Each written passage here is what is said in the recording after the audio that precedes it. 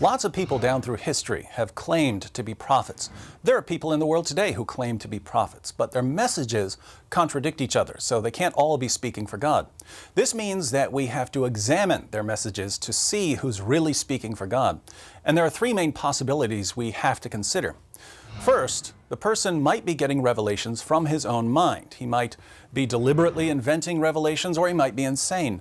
But it's clear that some so-called revelations have a purely human origin. Second, the person might be getting revelations from demonic sources. He's actually receiving revelations. These revelations just don't come from God. They come from somewhere else. Third, someone who claims to be a prophet may genuinely be receiving revelations from God, in which case we should believe him. So it's important to examine Muhammad's claims in light of these three possibilities. Did his revelations come from his own mind? Did they come from demons? Did they come from God? Let's think about the evidence. When we ask ourselves what evidence there is that Muhammad was getting his revelations from his own mind, we find that Islam really seems like a religion that came from the mind of a 7th century Arabian caravan trader, because Islam is basically a collection of teachings and practices that were present in Arabia during Muhammad's time. Jewish monotheism had spread into many communities in Arabia, along with biblical and non-biblical stories about Adam, Noah, Abraham, Moses, and David.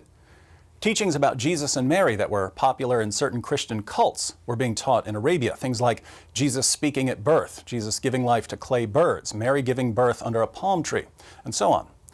The Sabians, who are mentioned in the Quran, prayed at all 5 of the times Muslims pray during their daily prayers, and they recited a creed, La ilaha illallah. Muslims recite this creed today. Many of the polytheists of Arabia performed ablutions. These are ceremonial washings. They took an annual pilgrimage to Mecca. They circled the Kaaba. They kissed the black stone that supposedly fell from heaven. All of these teachings and practices became a part of Islam, which means that Islam is exactly the sort of religion we would expect to arise in 7th century Mecca.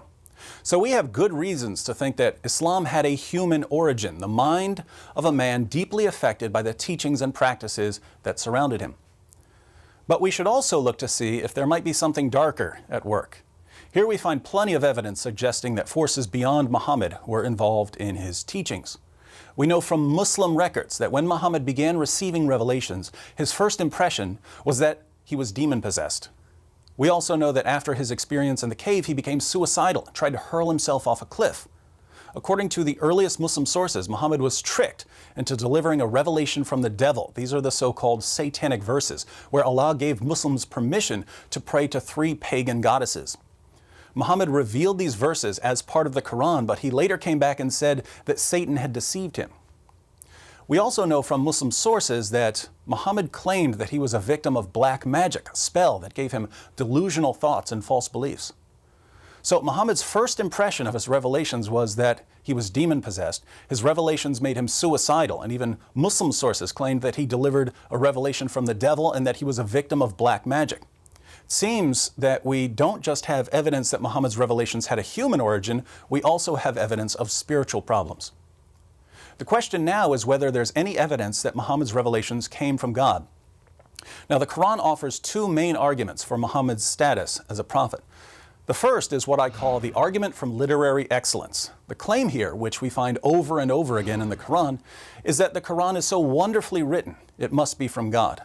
So Muhammad's main argument is that the poetry he was delivering was so wonderful, it could only come from God. There are 2 main problems with this argument. One, even if something is wonderfully written, so wonderfully written that it can't be imitated, this tells us absolutely nothing about whether it's from God.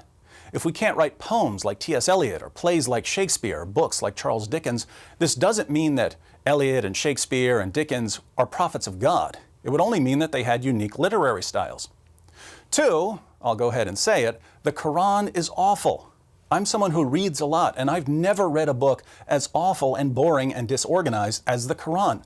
I agree with the late philosopher Antony Flew, who said, "To read the Quran is a penance rather than a pleasure." He said that reading the Quran is a penance. It's a kind of punishment. So the argument from literary excellence fails completely. The second main argument for Islam is the argument from biblical prophecy. The Quran claims that there are prophecies about Muhammad in the Torah and the Gospel. What's the problem here? Well, according to both the Torah and the Gospel, Muhammad was a false prophet. The criteria for a true prophet laid down in both the Torah and the Gospel rule out Muhammad. So we can't even take this argument seriously. Other arguments for Islam are even weaker, which means we have no good evidence that Muhammad's revelations come from God. But we do have good reasons to think that at least some of his revelations had a purely human origin and that others may even be demonic. We can only conclude that Muhammad was a false prophet and that anyone who wants to follow the truth will have to look somewhere other than Islam.